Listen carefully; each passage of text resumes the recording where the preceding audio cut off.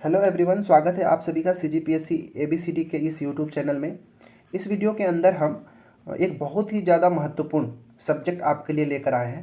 ठीक है, ये जो सब्जेक्ट है एनवायरनमेंट, ठीक है, या फिर हिंदी में कह लें पर्यावरण। ठीक है, इस सब्जेक्ट के अंदर, इस सिलेबस के अंदर हम पर्यावरण से संबंधित बहुत ही महत्वपूर्ण MCQs का यहाँ पे हम एक्सप्लेनेशन को देखेंगे।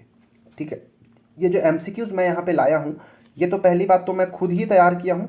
ठीक है, साथ ही साथ कुछ ऐसे भी क्वेश्चंस हैं जो प्रीवियस ईयर के क्वेश्चंस के रूप में पूछे जा चुके हैं। प्रीवियस ईयर के जो एग्ज़ाम्स हुए हैं, चाहे आप किसी भी तरह की एग्ज़ाम की बात कर लें, चाहे वो सेंट्रल गवर्नमेंट का एग्ज़ाम हो, सेंट्रल गवर्नमेंट का मतलब आप बोल लें तो UPSC हो गया, SSC हो गया, या फिर रेलवे हो गया, या फिर जितने भी सेंट्रल गवर्नमेंट के एग्ज़ाम्स होते हैं उन सब में ये क्वेश्चन जो है बहुत ही ज़्यादा पूछा जाता है।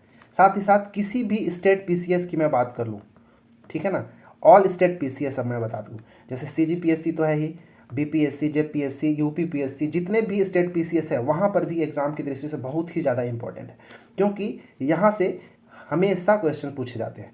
परंतु एनवायरनमेंट को कोई उतने अच्छे से पढ़ के जाता नहीं है। लोग अपने अपने स्टेट PCS का या फिर SSC UPS की जब तैयारी करते हैं तो उसमें हिस्ट्री, ज्योग्राफी, पॉलिटी, ठीक है, इन जो मेन कोर सब्जेक्ट्स होते हैं इनको तो लोग पढ़ के चले जाते हैं, परंतु जो एनवायरनमेंट होता है, पर्यावरण होता है, जहाँ से क्वेश्चंस हमेशा पूछे जाते हैं, 2-4 क्वेश्चंस तो देखने को मिल ही जाते हैं, उसको लोग इग्नोर करके चले जाते हैं।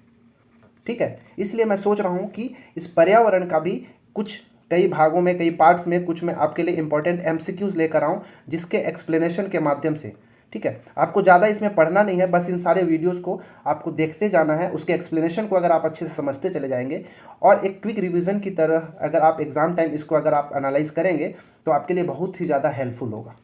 ठीक है ना, इसीलिए मैं ये सोचा कि क्यों ना एक पर्यावरण का भी सीरीज आपके लिए लेकर आया जाए, क्योंकि धीरे धीरे मैं सारे टॉपिक्स आपके लिए कवर करूँगा। ठीक है, तो ये किसी पर्टिकुलर स्टेट PCS या एग्ज़ाम के लिए नहीं है, ये जो टॉपिक है हर एक एग्ज़ाम के लिए, चाहे आप कोई सा भी एग्ज़ाम की तैयारी कर रहे हो, सबके दृष्टि से बहुत ज़्यादा इंपॉर्टेंट है। ठीक है ना, तो चलिए हम अपने क्वेश्चंस की शुरुआत करते हैं, और आप एक कॉपी पेन अपने साथ पकड़ के रखें, ताकि आप क्वेश्चंस अगर खुद लगा पाते हैं तो ठीक है, कुछ जो एक्स्ट्रा फैक्ट आपको मिलेगा उन सबको आप नोट डाउन करते चलेंगे, क्योंकि मैं यहाँ पे बहुत ही अच्छे से बहुत ज़्यादा इंपॉर्टेंट फैक्ट को इसमें मैं ऐड करने वाला हूँ। ठीक है ना, चलिए क्वेश्चन नंबर 1 देखते हैं। क्वेश्चन छोटे छोटे हैं, परंतु जब इसका मैं एक्सप्लेनेशन करूंगा तो आपको इतना ज़्यादा फैक्ट्स यहाँ पे मिलेंगे कि आप सोच भी नहीं सकते। ठीक है ना, तो चलिए पहला क्वेश्चन है, सुमेलित विकल्प का पहचान करें। ठीक है, 4 ऑप्शंस में से कौन सा ऐसा विकल्प है जो सुमेलित है, बाकी जो है 3 असुमेलित होगा। ठीक है ना, तो चलिए देखते हैं। अगर आपको पता हो तो आप कमेंट में बता सकते हैं कि किसका आंसर क्या होगा, और आप ये भी बता सकते हैं कि टोटल में से आपका कितना सही होता है और कितने के आंसर आप अच्छे से जानते थे। ठीक है, इसका देखते हैं। चलिए, राष्ट्रीय विज्ञान दिवस, क्या राष्ट्रीय विज्ञान दिवस 5 जून को मनाया जाता है क्या? नहीं, गलत है। दूसरा, राष्ट्रीय गणित दिवस क्या 28 फरवरी को मनाया जाता है? नहीं, ये भी गलत है। भारतीय अक्षय ऊर्जा दिवस क्या ये 20 अगस्त को मनाया जाता है क्या? जी हाँ, बिल्कुल सही है। ऑप्शन नंबर सी जो है भारतीय अक्षय ऊर्जा दिवस, ये जो है 20 अगस्त को मनाया जाता है, तो ये हमारा ऑप्शन नंबर सी सही है। विश्व पर्यावरण दिवस क्या 22 दिसंबर को मनाते हैं क्या? नहीं, ये वाला गलत है। मतलब A, B, D जो गलत है, और सी वाला जो हमारा भारतीय अक्षय ऊर्जा दिवस, ये जो है सही मैच किया हुआ है। ठीक है, तो हमारा आंसर क्या हो जाएगा? सी हो जाएगा। परंतु अब इन सब के बारे में भी जान लेते हैं कि राष्ट्रीय विज्ञान दिवस कब मनाया जाता है। ठीक है, तो राष्ट्रीय विज्ञान दिवस जो है वो 28 फरवरी को मनाया जाता है। ठीक है, तो 28 फरवरी को राष्ट्रीय विज्ञान दिवस क्यों मनाया जाता है? क्योंकि इस दिन जो भारत के एक भौतिक वैज्ञानिक थे जिनका नाम था CV रमन, ठीक है, इन्होंने रमन इफेक्ट का खोज किया था, रमन प्रभाव का खोज किया था। ठीक है, इसीलिए इस तारीख को 28 फरवरी को क्या मनाया जाता है? राष्ट्रीय विज्ञान दिवस के तौर पर मनाया जाता है। ठीक है, बाद में इनको 1930 का भौतिकी में नोबेल प्राइज भी इनको मिला था। ठीक है ना, अब देखते हैं राष्ट्रीय गणित दिवस। राष्ट्रीय गणित दिवस जो होता है वो 22 दिसंबर को मनाते हैं। ठीक है, कब मनाते हैं? 22 दिसंबर को मनाते हैं। तो 22 दिसंबर को क्यों मनाया जाता है? क्योंकि इस दिन भारत के एक महान गणितज्ञ थे जिनका नाम था श्रीनिवास रामानुजन। ठीक है ना, श्रीनिवास रामानुजन, इनका हैप्पी बर्थडे होता है कब? 22 दिसंबर को, इसीलिए उस दिन राष्ट्रीय गणित दिवस के रूप में मनाया जाता है। और अंततः विश्व पर्यावरण दिवस कब मनाया जाता है?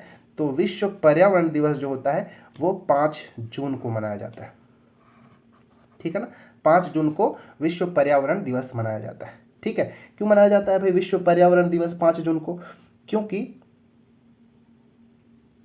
ठीक है, देखते हैं, क्योंकि क्या हुआ था कि पर्यावरण को संरक्षण करने के लिए यूनाइटेड नेशन के द्वारा, ठीक है, किसके द्वारा? यूएन के द्वारा, संयुक्त राष्ट्र संघ के द्वारा, यूनाइटेड नेशन के द्वारा 5 जून 1972, ठीक है, डेट याद रखेंगे, 5 जून 1972 को स्टॉकहोम सम्मेलन में, ठीक है, स्टॉकहोम सम्मेलन में यह घोषणा किया गया, क्या घोषणा किया गया?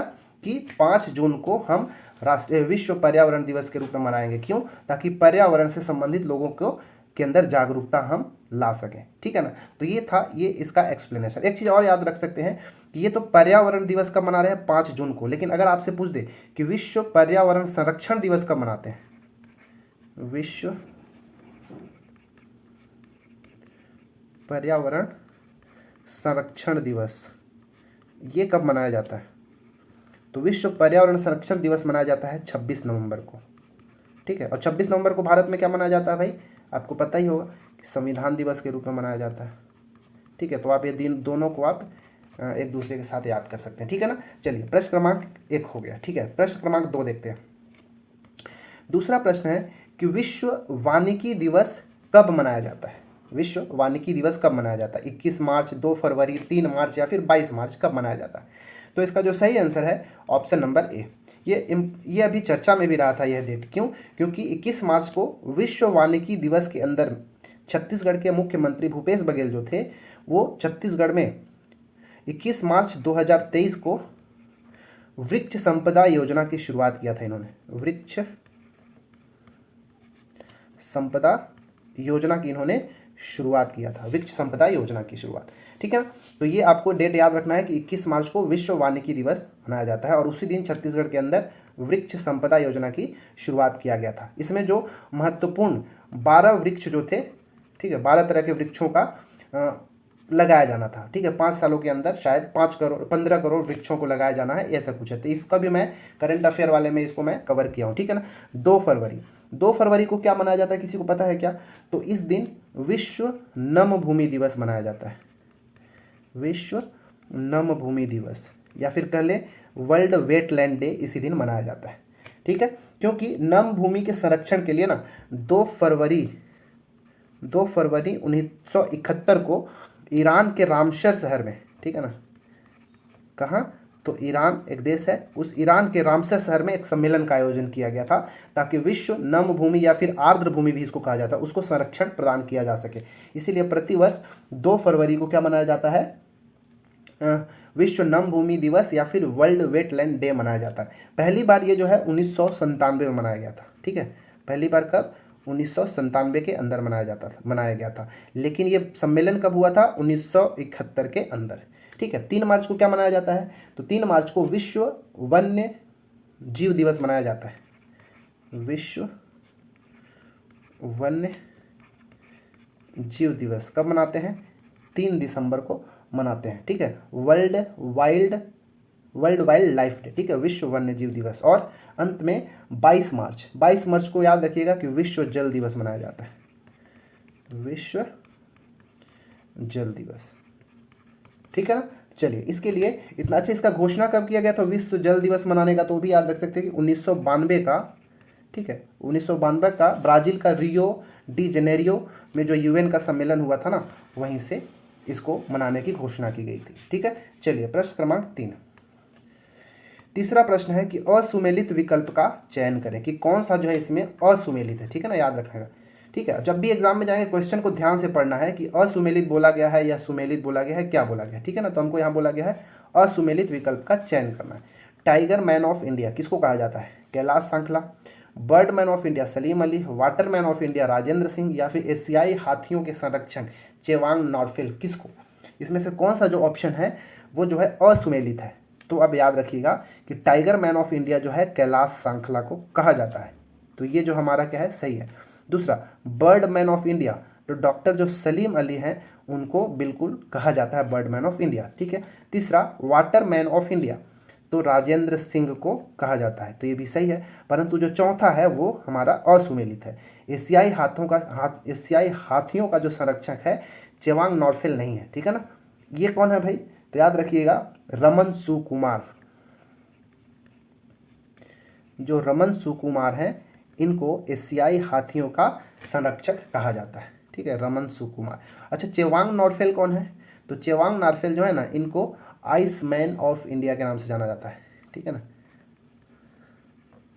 ठीक है, आइस मैन के नाम से जाना जाता है, ठीक है। चलिए बढ़ते हैं नेक्स्ट क्वेश्चन में, क्वेश्चन नंबर 4 में। हाँ, ये क्वेश्चन जो है बहुत सारे एग्जाम्स में देखने को मिला है, ठीक है ना, इसलिए मैं इसको इंपॉर्टेंट बताऊंगा, ठीक है। इंपॉर्टेंट क्यों है, क्योंकि एग्जाम से हमेशा किसी न किसी एग्जाम में आपको देखने को मिलेगा। क्वेश्चन है कि चिपको आंदोलन से संबंधित निम्नलिखित कथनों पर विचार करें, ठीक है, चिपको आंदोलन।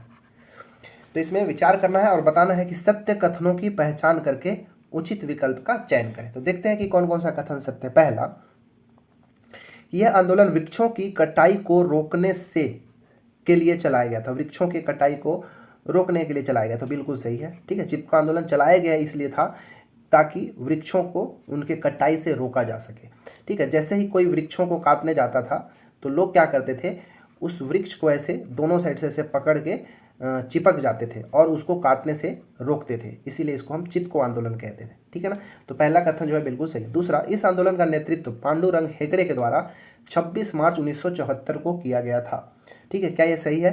नहीं, ये जो है बिल्कुल गलत है, ठीक है ना, क्योंकि 26 मार्च 1974 ये डेट तो ठीक है, परंतु इसकी जो शुरुआत किया गया था पांडुरंग हेगड़े के द्वारा नहीं, ये शुरुआत किया गया था पंडित सुंदरलाल बहुगुणा, ठीक है, सुंदरलाल बहुगुणा, और एक महिला थी जिनका नाम याद रखिएगा गौरा देवी, ठीक है, गौरा देवी। इन दोनों के द्वारा इस चिपको आंदोलन की शुरुआत किया गया था। कहाँ चिपको आंदोलन की शुरुआत कहाँ हुआ था, तो उत्तराखंड के अंदर, ठीक है, उत्तराखंड के अंदर चिपको आंदोलन की शुरुआत किसने किया था, सुंदरलाल बहुगुणा और गौरा देवी। कब, तो 26 मार्च 1974 ईस्वी को किया गया था, तो दूसरा गलत है, ठीक है। तीसरा, इस आंदोलन की अवधारणा 1731 के राजस्थान के बिश्नोई समुदाय की महिला अमृता देवी के आंदोलन से की गई थी, तो ये वाला जो है बिल्कुल सही है।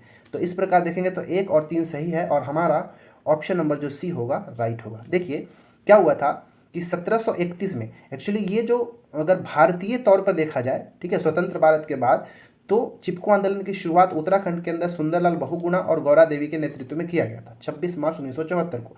परंतु ये जो अवधारणा ली कहाँ से गई थी, तो याद रखिएगा कि 1731 में, ये बहुत पुराना है, ठीक है ना, 1731 में जब जोधपुर के एक राजा थे, ठीक है ना, जोधपुर कहाँ, राजस्थान, ठीक है, जोधपुर के जो राजा थे वो आदेश देते हैं कि पेड़ को जाके काटा जाए, तो वहीं पे एक बिश्नोई समुदाय की एक महिला थी जिसका नाम था अमृता देवी। तो अमृता देवी जाती हैं और इस पेड़ में इस तरह से चिपक के उसको पकड़ जाती हैं और उसको काटने से रोका जाता है, नहीं काटने देती हैं, ठीक है। तो ये जो अवधारणा 1731 से लिया गया था। इस प्रकार 1 और 3 जो है सही है। अच्छा, पांडुरंग हेगड़े या फिर इन्हीं को पी हेगड़े के नाम से भी कई बार से शॉर्टकट मिलेगा, ठीक है, पांडुरंग हेगड़े या फिर पी हेगड़े, ये क्यों प्रसिद्ध है भाई, तो देखिए जो ये उत्तराखंड का जो चिपको आंदोलन है ना, इसी के तर्ज पर कर्नाटक में एक आंदोलन चलाया गया जिसको हम कहते हैं अप्पिको आंदोलन या फिर एप्पिको आंदोलन, ठीक है, अप्पिको आंदोलन। ये एप्पिको आंदोलन भी वृक्षों के कटाई से रोकने से संबंधित है। ये कहाँ चलाया गया था, कर्नाटक में। किसके द्वारा, तो पांडुरंग हेगड़े के द्वारा 1983 में चलाया गया था, ये डेट भी याद रखिएगा, 1983 में पांडुरंग हेगड़े के द्वारा अप्पिको आंदोलन कर्नाटक के अंदर चलाया गया था। कर्नाटक में गांव है सलकानी गांव, वहीं पे चलाया गया था। मैं आप लिख देता हूँ सलकानी, ठीक है।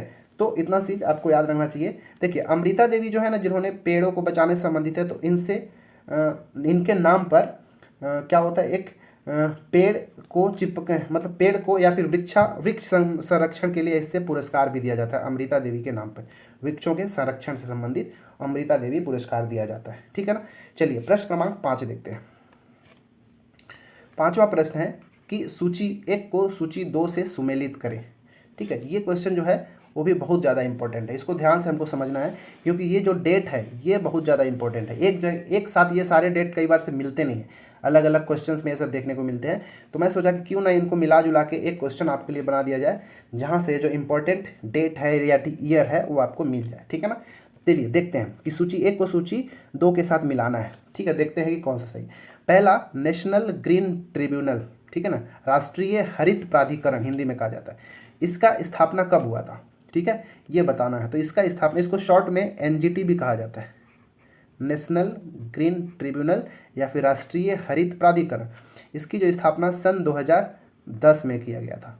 मतलब एक का डी वाला जो है हमारा सही होगा। ठीक है, दूसरा, बायोडायवर्सिटी एक्ट, भारत में बायोडायवर्सिटी एक्ट या फिर जैव विविधता अधिनियम कब आया था?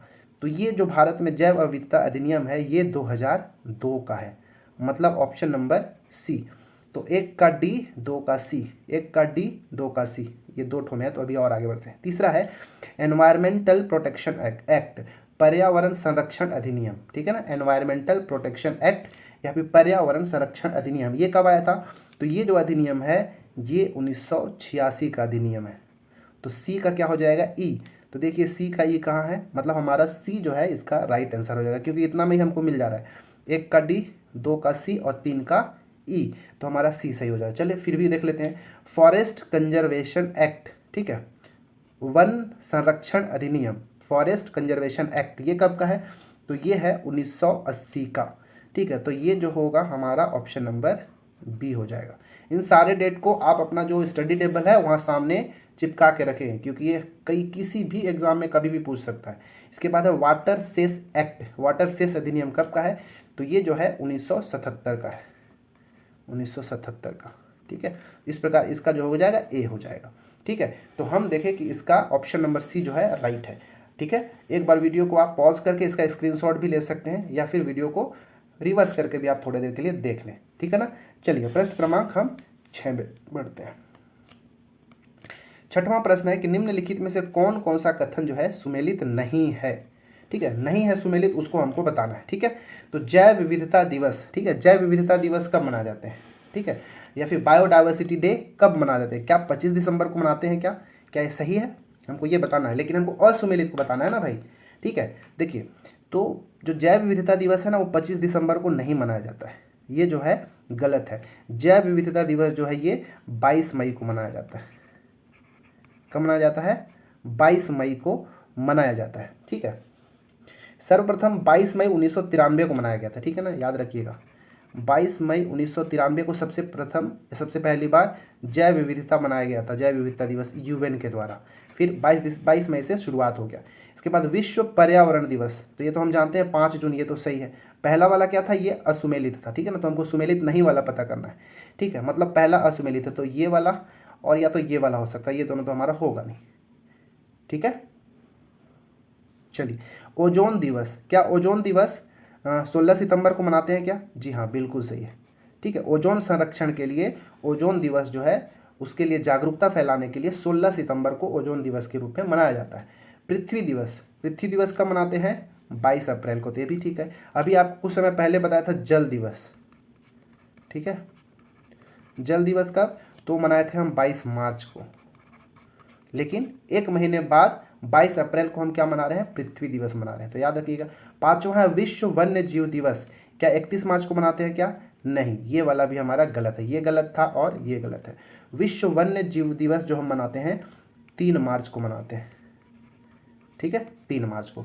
तो 1 और 5 जो है हमारा असुमेलित है, इसलिए ऑप्शन नंबर सी हमारा राइट होगा, ना कि ए। ठीक है, तो ये हमारा ऑप्शन नंबर सी राइट होगा। ठीक है, चलिए प्रश्न क्रमांक 7वां है कि जैव विविधता के पिता किसे कहा जाता है? ठीक है, father of biodiversity, father of biodiversity. ठीक है, जैव विविधता का पिता किसको कहा जाता है? एडवर्ड ओ विल्सन, ओडम लिंडेमान या फिर रॉबर्ट एंगस स्मिथ। ये चारों नाम जो है बहुत ज़्यादा महत्वपूर्ण है, इसलिए मैं चारों अलग अलग नाम को इंक्लूड किया हूँ। तो जैव विविधता का जो पिता है वो एडवर्ड ओ विल्सन को कहा जाता है, तो ये हमारा जो है सही है। ठीक है, ऑप्शन नंबर ए हमारा राइट आंसर है। लेकिन ओडम कौन है भाई? तो ओडम जो है ना पारिस्थितिकी तंत्र का पिता कहा जाता है इनको। ठीक है, पारिस्थितिकी तंत्र का पिता, फादर ऑफ इकोसिस्टम। ठीक है, किसको कहा जाता है? ओडम को कहा जाता है। वहीं लिंडेमैन कौन है भाई? आपने इसका नाम भी सुना होगा। लिंडेमैन जो है ना ऊर्जा का एक दिशीय प्रवाह का सिद्धांत दिया था इन्होंने, ऊर्जा का एक दिशीय प्रवाह। ठीक है, कि ऊर्जा का एक ही दिशा में प्रवाह होता है। इस सिद्धांत को लिंडेमान ने दिया था। और रॉबर्ट एंगस स्मिथ कौन है? तो रॉबर्ट एंगस स्मिथ जो है ना, इन्होंने अम्ल वर्षा की खोज किया था। ठीक है, अम्ल वर्षा के बारे में सबसे पहले इन्होंने बताया था, रॉबर्ट एंगस स्मिथ ने अम्ल वर्षा के बारे में। ठीक है ना। अच्छा, अगर पूछेगा कि ओजोन छिद्र को किसने खोजा था या उसके बारे में किसने जानकारी दी थी? ओजोन छिद्र, ठीक है, ये भी एग्जाम में पूछा गया है। उसका नाम याद रखिएगा, फॉरमैन। ठीक है, फॉरमैन ने ओजोन छिद्र के बारे में जानकारी दी थी सबसे पहले। ठीक है, कुछ और भी याद देख लीजिए, जैसे ग्रीन हाउस इफेक्ट जो होता है, ग्रीन हाउस प्रभाव जो होता है ना, ग्रीन हाउस इफेक्ट, इसकी खोज किसने किया था? इसके बारे में जानकारी किसने दिया था? तो जोसेफ फोरियर के द्वारा दिया गया था, जोसेफ फोरियर। ठीक है, वहीं दो चीज़ और याद रखिएगा, एक है हॉटस्पॉट, इन सब के बारे में मैं आगे पढ़ाऊंगा। ठीक है ना। हॉटस्पॉट जिसका खोज किया था नॉर्मन मायर्स ने, नॉर्मन मायर्स। और एक होता है होप स्पॉट। ठीक है, ऊपर वाला हॉट स्पॉट है, ये है होप स्पॉट। ये जो था सिल्विया अर्ल के द्वारा दिया गया था, सिल्विया। अच्छा, सिल्विया के बाद मैं यहाँ पे लिखता हूँ अर्ल, सिल्विया अर्ल के द्वारा ये होप स्पॉट जो शब्द है वो दिया गया था। ठीक है ना। चलिए प्रश्न क्रमांक 8 को देखते हैं कि निम्नलिखित में से कौन सा पर्यावरणीय घटना उनके घटित वर्ष से सुमेलित नहीं है? ठीक है, यहाँ पे जो 4 ऑप्शंस दिए गए हैं ना, ये चारों जो घटना है पूरा विश्व के इतिहास में अब तक घटित होने वाले सबसे महान, या फिर महान नहीं कह सकते, सबसे त्रासदी वाला, ठीक है, सबसे ज़्यादा त्रासदी या फिर डिजास्टर्स जो घटना होती है उससे ये उनमें सबसे महत्वपूर्ण स्थान रखते हैं ये चारों। ठीक है, तो इन चारों के बारे में आपको जानना बहुत ही ज़रूरत है। ठीक है, तो चलिए हम देखते हैं कि इसमें से कौन सा जो कथन है सुमेलित नहीं है। पहला है भोपाल गैस दुर्घटना। क्या ये 3 दिसंबर 1984 को हुआ था क्या? जी हाँ, बिल्कुल सही है। 3 दिसंबर 1984 को ये भोपाल गैस दुर्घटना हुई थी। ठीक है, भोपाल में एक कीटनाशक बनाने की कंपनी है जिसका नाम था यूनियन कार्बाइड कीटनाशक प्लांट। यहाँ से एक बहुत ही ज़्यादा जहरीली एक गैस का रिसाव हुआ जिसका नाम है MIC, मिथाइल आइसोसाइनेट। यहाँ पे लिखता हूँ मैं, मिथाइल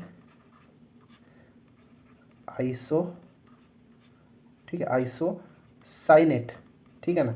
इस गैस का रिसाव के कारण यहाँ पे हजारों लोग की मौत हो चुकी थी। ठीक है, इस तरह जो दूसरा है चेरनोबिल दुर्घटना, ये जो है यूक्रेन के अंदर होने वाली एक बहुत ही बड़ी, ये जो उस समय सोवियत संघ के अंतर्गत आता था परंतु अब जो है यूक्रेन में पड़ता है, तो यूक्रेन के अंदर होने वाला सबसे बड़ा डिजास्टर्स न्यूक्लियर रिएक्टर वाली दुर्घटना थी। ठीक है, जो कि 26 अप्रैल 1986 ईस्वी को हुआ था।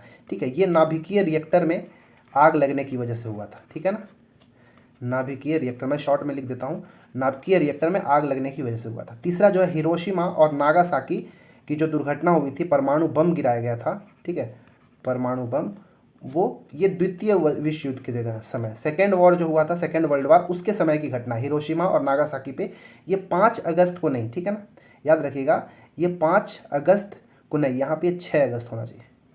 ठीक है, 6 अगस्त 1945 को हिरोशिमा में बॉम्ब गिराया गया था और 9 अगस्त 1945 को, 9 अगस्त 1945 को कहाँ, नागासाकी के ऊपर बम गिराया गया था। ठीक है, हिरोशिमा के ऊपर जो बम गिराया गया था उसका नाम था लिटिल बॉय।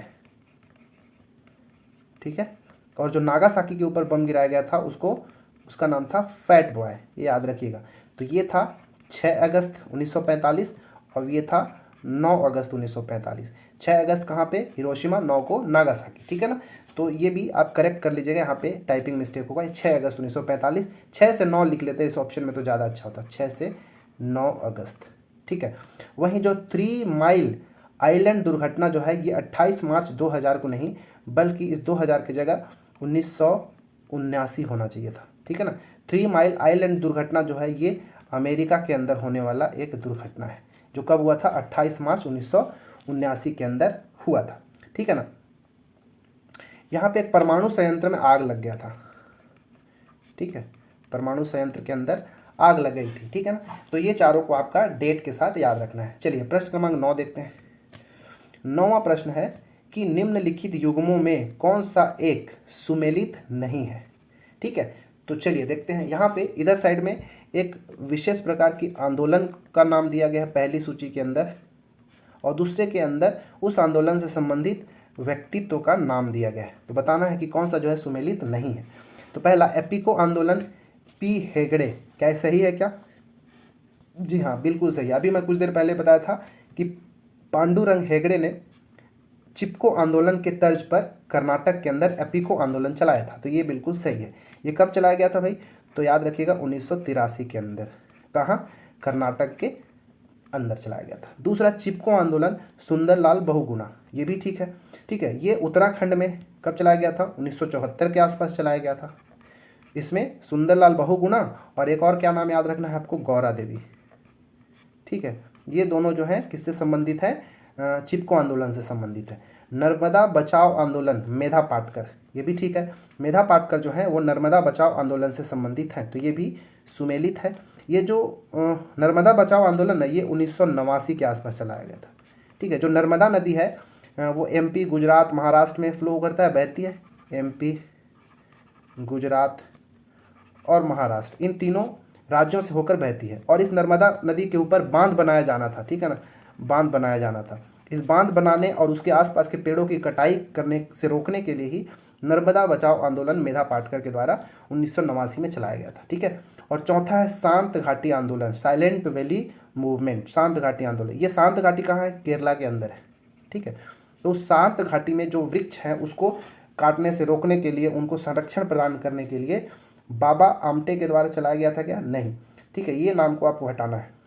ये जो साइलेंट वैली आंदोलन था केरल के अंदर, वो चलाया गया था डॉक्टर सलीम अली के द्वारा।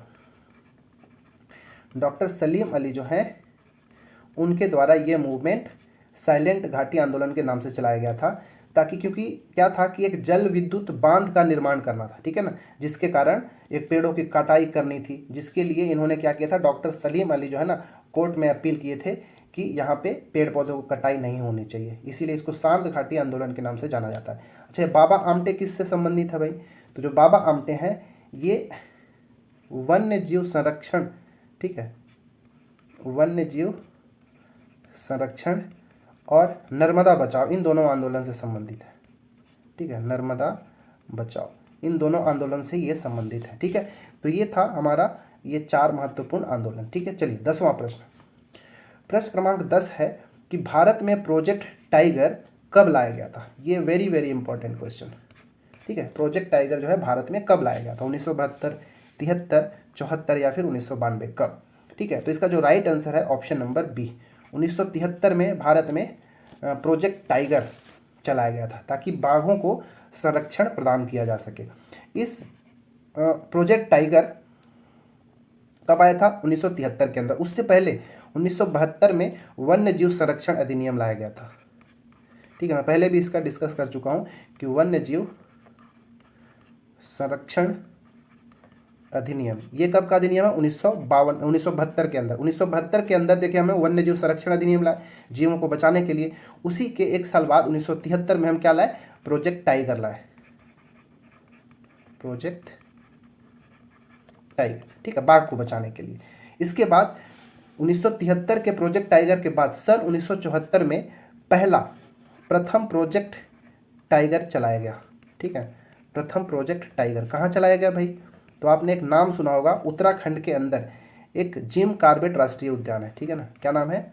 Jim Corbett. कहाँ है भाई? ये उत्तराखंड के अंदर है। ठीक है, तो इसी उद्यान के अंदर पहली बार प्रोजेक्ट टाइगर चलाया गया था 1974 के अंदर। और 1992 तो जानते ही हैं आपकी प्रोजेक्ट एलिफेंट चलाया गया था। ठीक है, हाथी को बचाने के लिए, संरक्षण प्रदान करने के लिए प्रोजेक्ट एलिफेंट चलाया गया था। कब? 1992 के अंदर। ठीक है, इतना सारा चीज़ आपको याद रखिए। अच्छा, कुछ और भी याद रखिए। अच्छा, हम देखे थे क्या, पीछे देख लिए थे, एक बार रिवाइज कर लेते हैं कि एनजीटी नेशनल ग्रीन ट्रिब्यूनल कब लाया गया था? 2010 को।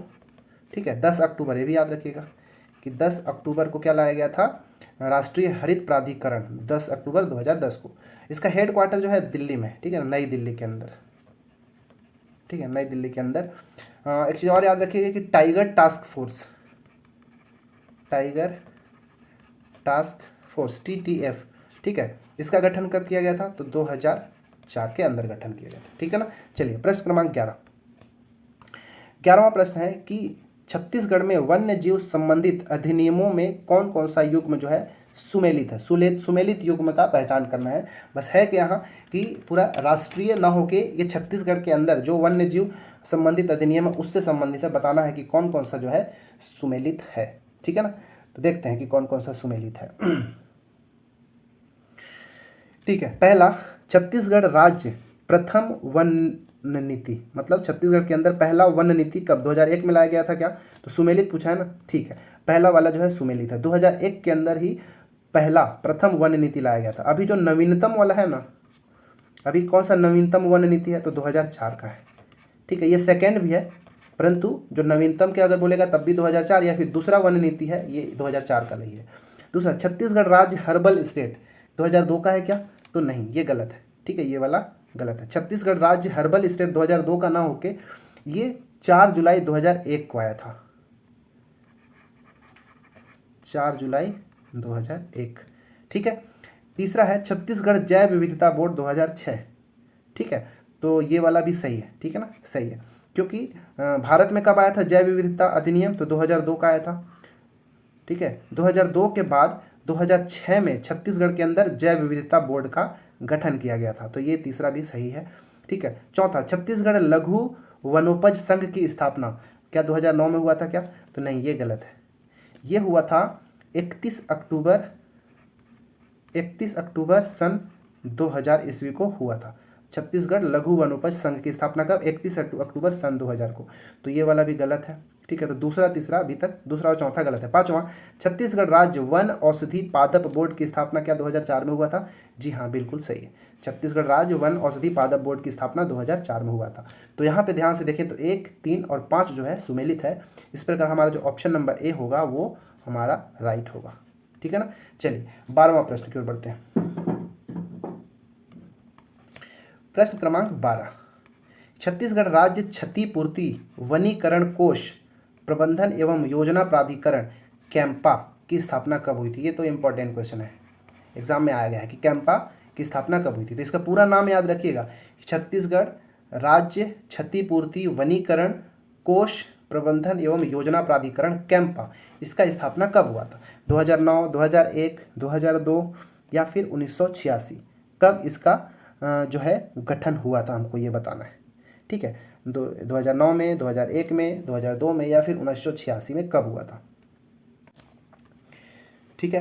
तो कैंपा की स्थापना छत्तीसगढ़ के अंदर 2009 में हुआ था, ठीक है, 2009 में, ये याद रखिएगा कि 2009 में हुआ था। अच्छा, 2001 के अंदर एक चीज़ याद रखिएगा कि 25 जुलाई 2001, 25 जुलाई 2001 इस दिन पर्यावरण संरक्षण मंडल की स्थापना किया था छत्तीसगढ़ के अंदर।